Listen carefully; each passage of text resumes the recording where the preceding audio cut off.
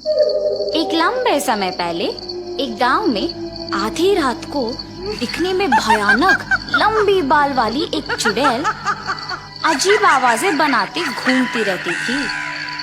बहुत समय से आधी रात होते ही हमारे गांव में अजीब आवाजें आ रही हैं। पता नहीं कौन करते रहता है। हाँ, उस समय में सभी दरवाजे बंद करके अंदर ही रहते हैं। एक दिन वो चुड़ैल जब उस गांव में घूमते रहती है, खिड़की से उसे एक सुंदर औरत सोते हुए नजर आती है। हर रोज ये सारे गांव वाले मेरा अपमान करते थे कि मैं बदसूरत हूँ, इसीलिए मैं मर के चुड़ैल बन गई और इसीलिए मैं अब इस खूबसूरत औरत में घुस के इस गांव में कोई भी औरत को खूबसूरत नहीं रहने दूंगी। मेरे मौत के लिए जिम्मेदार इन गांव वालों से बदला लूंगी। ऐसे फैसला करके तुरंत उस औरत में घुस जाती है और सुबह होते ही वो फिर से साधारण औरत बन जाती है। अगले दिन से अजीब आवाजें ना आने के कारण गांव वाले सारे खुश हो जाते हैं। लेकिन वो चुड़ैल उस गांव में मौजूद सारी सुंदर औरतों को बदसूरत बनाने लगी और सुबह होते ही मामूली बन जाती है। एक दिन आधी रात को वो चुड़ैल एक खूबसूरत औरत को सोते हुए देखती है। कितनी सुंदर हो तुम, अब देखो मैं तुम्हें क्या करती हूँ। वो चुड़ैल उस औरत पे हाथ फैलाती है और वो तुरंत बदसूरत बन जाती है। हा हा हा, अब अच्छी लग रही हो तुम, ऐसे कह के वहां से चले जाती है। सुबह उठते ही प्रीति को कुछ याद नहीं रहता है। क्या हुआ मुझे? ऐसा लग रहा है कि कुछ तो हो रहा है। रात भर मैं क्या इनके बगल में ही थी? मुझे उनसे पूछना होगा। सुनिए, इधर आइए। क्या हुआ? नींद से जागते ही इतने जोर जोर से चिल्ला रही हो? मुझे ऐसा लग रहा है कि रात में कुछ हुआ है। मैं रात भर आप ही के बगल में थी ना जी? हाँ, मेरे बगल में ही सोई थी। क्यों? ठीक है, कुछ नहीं जी। सतीश गांव में जाते ही सारे लोग को एक जगह इकट्ठा देखता है। ये क्या, इतने लोग एक ही जगह? क्या हुआ होगा? ऐसे सोचकर उस भीड़ के पास जाता है। क्या हुआ? सब ऐसे क्यों इकट्ठा हुए हैं? तुमने मेरी पत्नी को पहले देखा है ना? अब देखो कैसे बदल गई।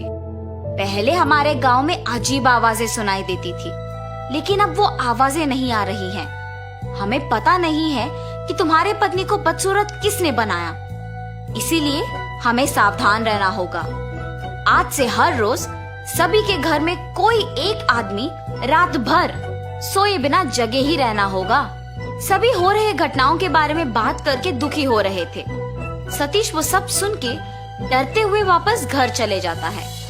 क्या हुआ? आप ऐसे क्यों हैं? गांव वाले कह रहे थे कि जो औरतें सुंदर है वो अचानक बदसूरत बन जा रही है। तुम सावधान रहो। अगर किसी पे शक है तो मुझे तुरंत बता दो। आपकी बातें सुनकर मुझे भी डर लग रहा है जी। उस रात को सारे गांव वाले लिए हुए फैसले के अनुसार करते हैं और अपने घर में सतीश भी सोने की नाटक करता है। ठीक 12 बजे प्रीति को बिस्तर से उठकर एक आईना लेके उसमें अपने आप को देखते हुए देख सतीश दंग रह जाता है। अब हर रोज की तरह मुझे इस आईने को छुपाना होगा। ऐसे सोच के तुरंत चुड़ैल के रूप में बदल जाती है। उस आईने को एक जगह छुपा के घर से निकल जाना सतीश देख डर के मारे बिस्तर पे बेहोश हो जाता है। सुबह होश में आके नींद से जाग उठता है। प्रीति को हमेशा की तरह देख वो आश्चर्यचकित हो जाता है। क्या हुआ? आप मुझे देख ऐसे डर क्यों रहे हैं? मैं क्यों डरूंगा? मुझे किसी से डर नहीं है। ऐसे कांपते हुए डर के मारे गांव वालों के पास जाता है और जो कुछ उसने पिछली रात को देखा था वो सब बताता है। आज के समय में भी भूत प्रेत को मानते हो? क्या तुम सच में तुम्हारी पत्नी को चुड़ैल के रूप में बदलते हुए देखा? तो तुम सोच रहे हो कि गांव में हो रहे घटनाओं का तुम्हारी पत्नी वजह है। अगर तुम लोगों को मेरे बात पे यकीन नहीं है तो मेरे साथ मेरे घर आओ।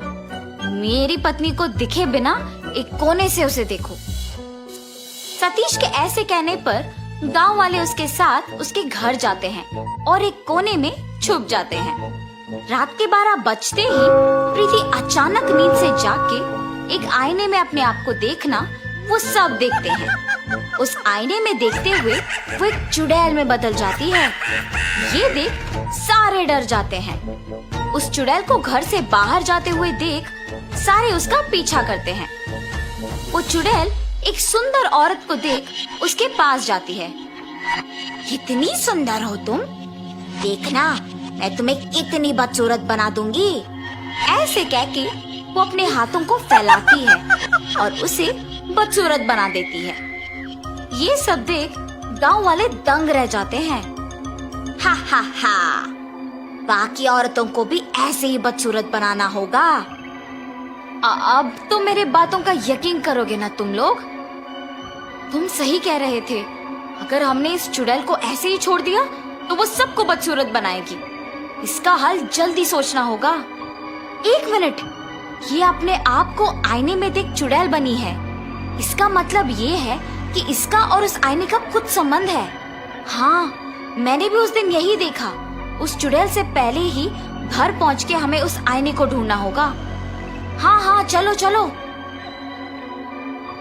ऐसे सारे गांव वाले सतीश के घर जाके उस आईने को ढूंढते हैं। जब तक वो चुड़ैल घर लौट आती है, गांव वालों के हाथ में उस आईने को देख डर जाती है और उस चुड़ैल के अंदर आते ही गांव वाले भी डर जाते हैं। मैं तुम लोगों को कुछ नहीं करूंगी, डरो मत, बस वो आईना मुझे दे दो, ऐसे कांपते हुए कहती है। चुड़ैल जब बात कर रही होती है, डर के मारे हाथ कांपते हैं और आईना उनके हाथों से फिसल के नीचे गिर के टूट जाता है। आईना टूटते ही वो चुड़ैल जोर जोर से चिल्ला के उस शरीर को छोड़ के चले जाती है। कुछ देर बाद प्रीति होश में आ जाती है और हमेशा की तरह रहती है। ये तो अच्छा हुआ कि आईना हमारे हाथों से फिसल के टूट गया। कुछ किए बिना ही ये समझ आ गया कि इस आईने में ही इस चुड़ैल का प्राण था। उस चुड़ैल के जाने पे सारे बदसूरत औरतें वापस खूबसूरत बन गई और गांव वाले भी खुश हुए। तब से गांव वाले उस चुड़ैल के बिना खुशी से जीते हैं।